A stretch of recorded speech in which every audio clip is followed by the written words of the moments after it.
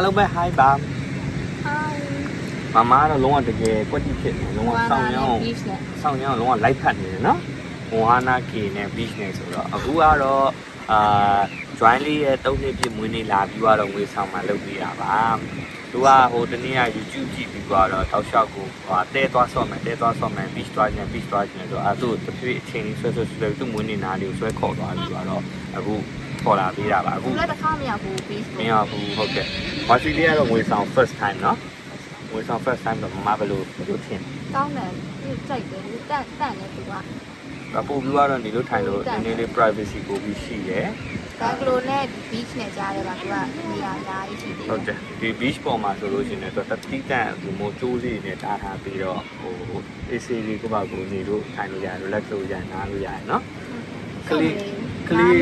တွေပါခေါ်လာလို့ပို့ပြီးတင်တော့လာနော်အခုဘာလို့တဲဟိုတယ်ကအထင်ကြီးအရန်ကောင်းတယ်ညံကောင်းတယ်ဟိုတယ်ပြင်ဆင်မှုကိုပြီးသွားလို့ရှိရင် service တော့တော်တော်ကောင်းတယ် recommend ပေးပါတယ် bye